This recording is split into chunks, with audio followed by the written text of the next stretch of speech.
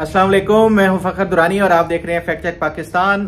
आज 3 मौज़ूआत के ऊपर बात करेंगे। पहले नंबर पे बात करेंगे, हुकूमत ने तैयारी मुकम्मल कर ली है, बाकायदा तौर पे आईनी तरमीम के लिए ड्राफ्ट भी तैयार हो चुका है। कौन कौन सी आइन की शिक्कों में तरामीम की जा रही हैं, इस पे तफसीलन गुफ्तगू करेंगे। दूसरे नंबर पे बात करेंगे, क्या हुकूमत के पास 2/3 मेजॉरिटी है भी या नहीं है, इस पे भी तफसीलन गुफ्तगू करेंगे कि हुकूमत क्या ये आइनी तरमीम पास कर पाएगी या नहीं। और तीसरे नंबर पे बात करेंगे, इमरान खान के हवाले से कल एक बड़ी अहम खबर आई है कि उनके कानों में सीटियां बजने की आवाज़ आती है। फिर उन्होंने अपने ज़ाती मुआलिज को बुलाया और ज़ाती मुआलिज ने क्या सजेस्ट किया, इस पे भी तफसीलन गुफ्तगू करेंगे। सबसे पहले बात कर लेते हैं हुकूमत की तरफ से आइनी तरामीम के लिए। आपने देखा होगा मीडिया, सोशल मीडिया के ऊपर, हर प्लेटफॉर्म के ऊपर ये डिस्कस किया जा रहा है कि हुकूमत कोई आइनी पैकेज ला रही है, जुडिशल पैकेज ला रही है आइनी तरामीम के जरिए। लेकिन ये सवाल उठाया जाता है कि वो कौन कौन सी आइन की शिक्कें हैं जिसमें तरामीम की जाएंगी, और उसके साथ साथ क्या हुकूमत के पास वो मतलूबा नंबर्स भी हैं कि वो 2/3 मेजॉरिटी के जरिए आइन में तरामीम कर सके, और इस पे भी तफसीलन बात करेंगे। लेकिन सबसे पहले तो ये बात करते हैं कि वो आइन की कौन कौन सी शिक्कें हैं जिसमें तरामीम के लिए हुकूमत ने बाकायदा तौर पे तैयारी कर ली है, और प्रपोज जो एक ड्राफ्ट बिल है या आइन की तरमीम के लिए वो तैयार हो चुका है। मेरी मुख्तलिफ लोगों से बात हुई, हुकूमती कुछ वज़रा से बात हुई, कुछ पार्लियामेंटेरियन से बात हुई, सेनेटर से भी और MNA से भी।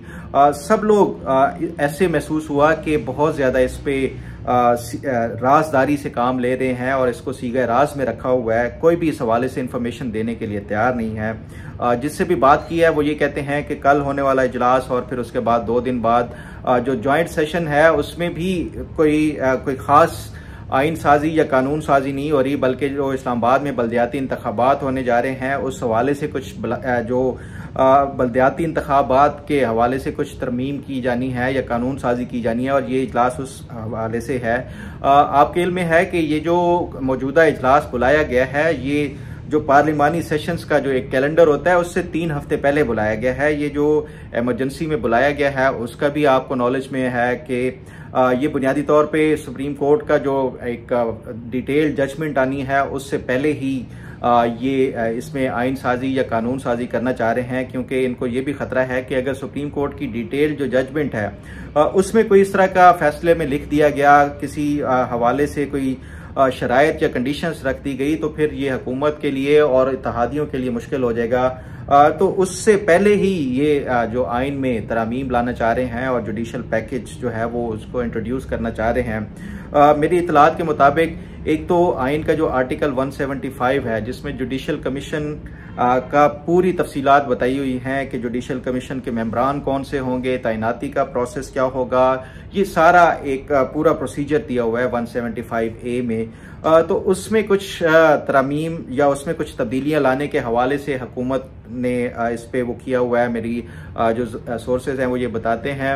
उसके साथ साथ जो सबसे अहम बात है वो जजेस के टेन्योर के हवाले से, और जो आर्टिकल 177 है उसमें, और उसके साथ साथ जो अपॉइंटमेंट ऑफ चीफ जस्टिस है या जजेस अपॉइंटमेंट ऑफ चीफ जस्टिस है, वो आइन का आर्टिकल 180 है जिसमें गो के ये कहा गया है कि जो एक्टिंग चीफ जस्टिस प्रेसिडेंट किस तरह अपॉइंट कर सकता है। लेकिन इसमें भी कुछ जो मेरी इतलात हैं कि वो इस हवाले से भी वो किया जा रहा है। लेकिन मेरे कुछ वजारत कानून में मुख्तलिफ सोर्सेज से बात हुई, वो ये कह रहे हैं कि फ़िलहाल जो वजारत कानून की तरफ से ड्राफ्ट तैयार करके भेजा गया है वो सिर्फ और सिर्फ जजेस की जो मुद्दत है मुलाजमत की या टेन्योर की वो बढ़ाने के हवाले से उसका बाकायदा तौर पे ड्राफ्ट तैयार होके हुकूमत के पास है, और वो ड्राफ्ट के मुताबिक जो मुद्दत मुलाजमत है सुप्रीम कोर्ट के जजेस की वो 65 ईयर से बढ़ा के 68 ईयर तक। और इस हवाले से मुख्तलिफ जो मेरे ज़राए हैं उन्होंने ये कन्फर्म किया है कि ये आइनी तरमीम के लिए ये ड्राफ्ट बिल्कुल तैयार होके हुकूमत के पास है। अब सवाल ये है कि क्या हुकूमत इस हवाले से जो जुडिशरी है उसकी कंसेंट ले चुकी है, जो या उसके साथ साथ जो बार काउंसिल्स हैं उनकी क्या इसमें कोई मर्जी शामिल है या रजामंदी शामिल है या नहीं। तो मेरी इतलात के मुताबिक इसमें कुछ हद तक जो या काफ़ी हद तक जो जजेस हैं वो भी इस चीज़ को मानते हैं, क्योंकि ये ऑब्वियसली उनका भी फ़ायदा है कि उनको 3 साल मज़ीद जो है वो ओहदा या मुद्दत मुलाजमत उनकी बढ़ जाएगी। तो उस पर ज़्यादातर को एतराज़ नहीं है, सिर्फ एतराज़ उसी चीज़ पे है कि चीफ जस्टिस को शायद ये रोकने के लिए किया जा रहा है, हालांकि ऐसी बात नहीं है। जो दूसरी बार काउंसिल्स हैं, बार काउंसिल्स का पहले भी काफ़ी अरसे से ये मुतालबा है, ख़ासतौर पे इस हवाले से भी और कुछ और जुडिशल रिफॉर्म्स के हवाले से। बार काउंसिल्स के जो मेरी इतलात के मुताबिक, क्योंकि ये जो मौजूदा वज़ीर कानून है आज़म नज़ीर तारड़, ये खुद भी बार की सियासत में काफ़ी ज़्यादा एक्टिव हैं और इनका अपना एक बड़ा स्ट्रॉन्ग धड़ा है। तो इतलात यही है कि वो बार काउंसिल को भी उन्होंने इस हद तक काफ़ी हद तक जो है वो मुतमईन किया हुआ है। तो इस पे कोई इस तरह की मुश्किलात नहीं हो सकती। सिर्फ और सिर्फ जो हुकूमत के लिए एक अहम सवाल है वो यही है कि क्या ये हुकूमत वो जो मतलूबा नंबर है या मतलूबा जो 2/3 मेजॉरिटी के लिए वो पूरी कर सकेगी या नहीं कर सकेगी। इस पे बात करते हैं कि क्या हुकूमत के पास मतलूबा नंबर और तादाद पूरी है या नहीं है। मेरी इतलात के मुताबिक जो हुकूमत ने इस हवाले से भी बाकायदा अपना होमवर्क पूरा किया हुआ है। ख़ासतौर पे जो कौमी असम्बली है और इसके साथ साथ जो सेनेट है, इसमें कुछ मुख्तलिफ जो लीगल और कॉन्स्टिट्यूशनल एक्सपर्ट्स हैं उनकी मुतज़ाद आराएं हैं। कुछ लोग ये समझते हैं कि जो नोटिफाइड नंबर होते हैं या जो तादाद होती है असम्बली की, उसके ऊपर लेजिस्लेशन वो की जा सकती है, 2/3 भी काउंट की जा सकती है। नोटिफाइड से मुराद यही होता है कि जिन लोगों को इलेक्शन कमीशन मेंबर डिक्लेयर कर चुका है, फर्ज किया जो टोटल स्ट्रेंथ है 342 है जो कौमी असम्बली की, लेकिन इस टाइम क्योंकि 15, 20, 30 जितनी भी नशिस्तें कम है मखसूस नशिस्तों वाली, और इस टाइम अगर 300 नशिस्तें हैं कौमी असम्बली की, तो वो जो 300 नशिस्तों के ऊपर 2/3 वो 300 से ही काउंट की जाएगी, 342 से नहीं की जाएगी। कुछ एक्सपर्ट कहते हैं कि ये उसके मुताबिक होगा, जबकि कुछ एक्सपर्ट ये कहते हैं कि नहीं, ये जो टोटल एक नंबर होता है जो आइन में उसको डिस्क्राइब किया गया और बताया गया है कि 342 की कौमी असम्बली होती है, तो वो उसके मुताबिक ही 2/3 मेजॉरिटी कंसीडर की जाएगी, खासतौर पे आइनी तरमीम के लिए। तो उसके मुताबिक हुकूमत को अगर ये देखा जाए 342 के मुताबिक, तो फिर इनकी 2/3 मेजॉरिटी अभी पूरी नहीं होती, क्योंकि इनके पास जो हुकूमती इत्तेहाद है अभी कोई 208 के करीब अराकीन हैं जो इनके पास हैं, तो इनको कुछ मजीद कोई 20 एक अराकीन चाहिए सेफ उसके लिए 2/3 मेजॉरिटी के लिए कौमी असम्बली में। और उसके साथ साथ सेनेट का अगर देखा जाए तो उसके लिए 2/3 सेनेट, क्योंकि जो आइनी तरमीम होती है, जो आम बिल है वो तो एक जॉइंट सेशन में पास किया जा सकता है कौमी असम्बली और सेनेट के, लेकिन जो आइनी तरमीम होती हैं वो उसके लिए अलहदा से कौमी असम्बली से अलहदा से तरमीम को पास होना लाजमी है और सेनेट से अलहदा से पास होना लाजमी है। इसमें यह नहीं है कि आपने जॉइंट सेशन के जरिए पास करवा लेनी है। तो सेनेट का अगर देखा जाए तो 66 पे 2/3 बनती है, जिसके पास भी हो 66 अराकीन हो तो वो उनके पास 2/3 अक्सरियत होती है। इस टाइम जो मौजूदा हुक्मरान इत्तेहाद है उनके पास कोई 59 के करीब हैं। मौलाना फजलुर रहमान पहले हुकूमती इत्तेहाद के साथ होते थे, वो अब अपोजिशन के साथ चले गए हैं। तो इस वजह से जो हुकूमत के पास है कोई 4-5 अराकीन वो कम हो गए।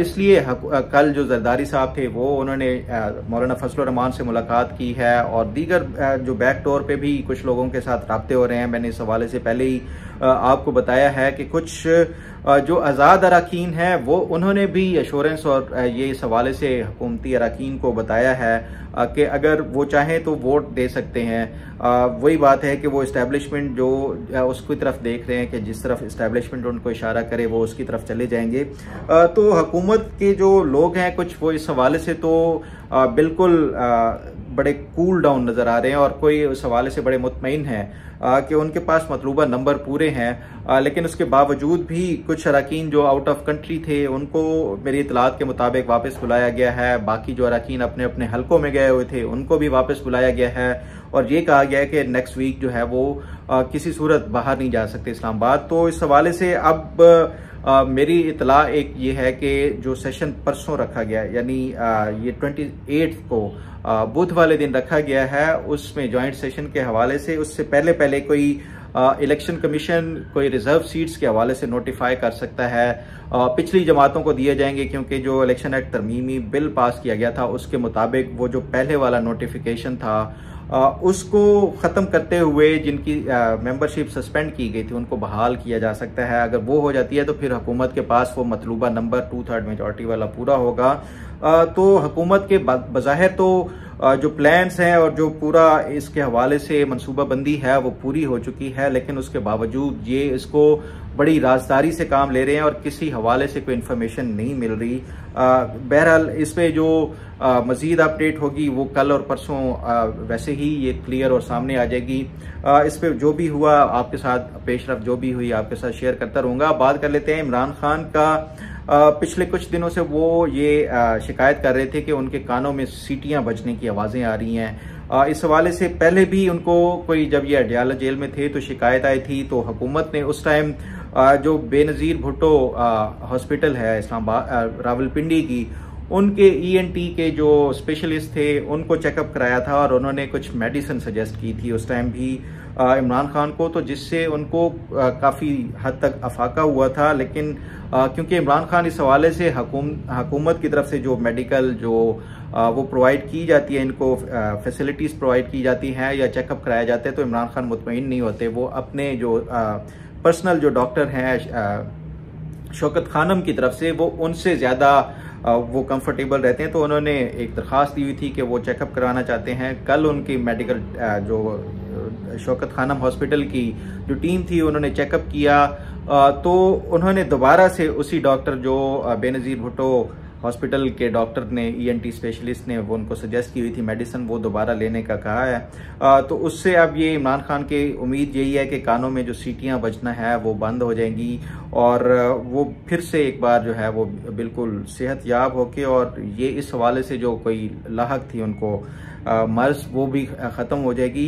बहरहाल इस हवाले से मजीद जो भी पेशरफ्त और अपडेट हुई वो आपके साथ ज़रूर शेयर करता रहूँगा। उम्मीद है आपको आज का प्रोग्राम भी पसंद आएगा। अल्लाह ताला आपका हामी और नासिर हो। अल्लाह हाफिज़।